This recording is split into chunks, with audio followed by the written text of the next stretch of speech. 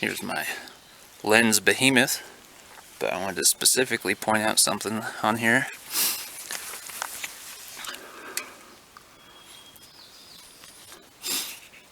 This is my Boone Titanium Technologies Singlespeed Cog, but it is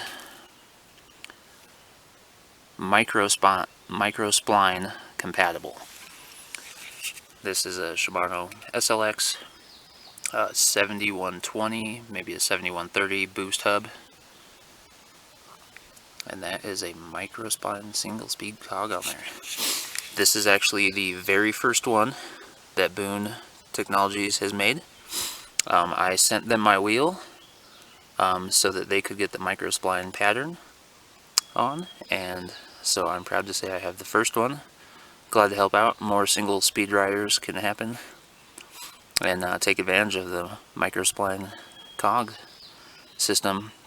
I'll go over in another video how I set this up, because the Microspline has a weird step down system. It's new, but as you can see, I was able to get a little creative with this. But yeah, I'll go over that a little bit later.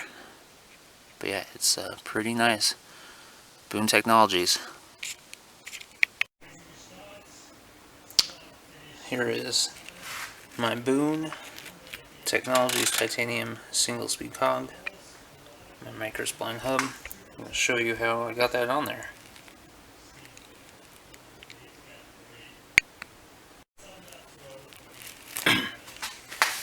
Bear with me as I don't have a tripod and my camera doesn't want to focus either, but the Shimano SLX lockring. So I did have a Shimano SLX 12 speed cassette on here prior to this. So standard Shimano fare. So this is where it gets kind of funny. So here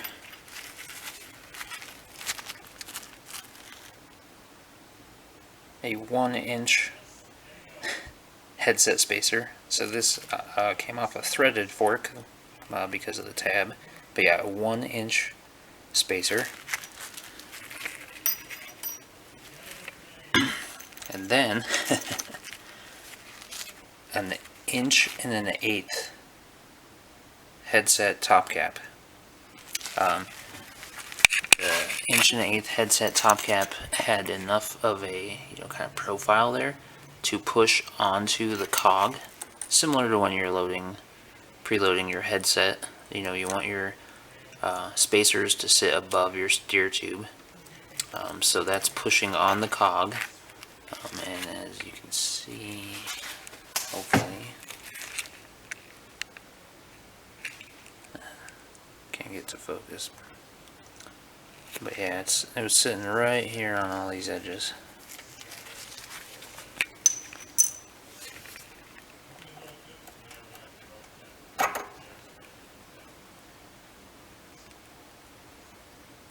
Microspline.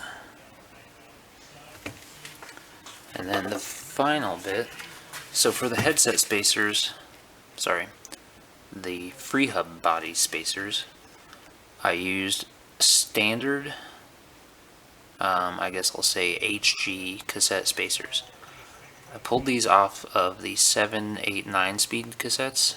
I've had a bunch of these sitting around, but specifically I chose the one with the little tabs on the inside. These ones have 3. I want to say these came off some like SRAM or Shimano 7 speed ones, but I chose the ones with the tabs specifically because they will fit on the spline. Again, I apologize that this won't focus very well, but the other ones would move around too much. So if you have some with a tab on them, it doesn't move that much. They all contact the microsplines, and then once they're preloaded, it's good.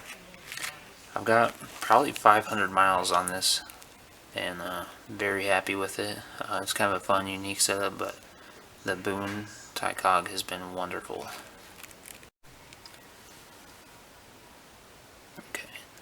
And then finally, just in case you're curious, the outer diameter of the splines is 32.48, give or take, so 32.5 millimeters.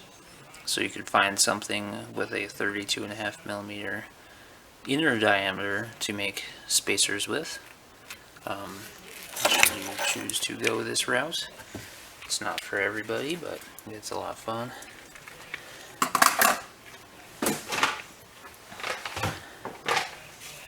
Here, a little cleaned up. Like I said, I've got about 500 miles on this.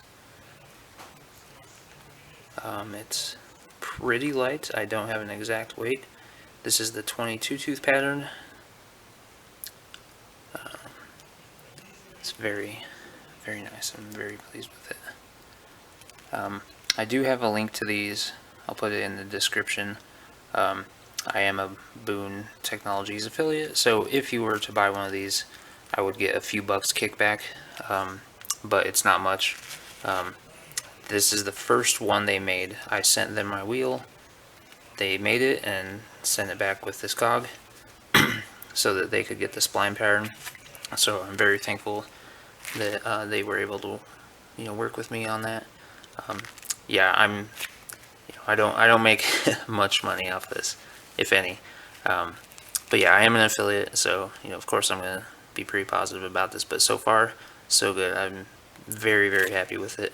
I've only used a 10 and 11 speed chain on here. They fit great. The 10 speed one is pretty rusty, but yeah, it does its job. It holds the chain on pretty good. So there you go.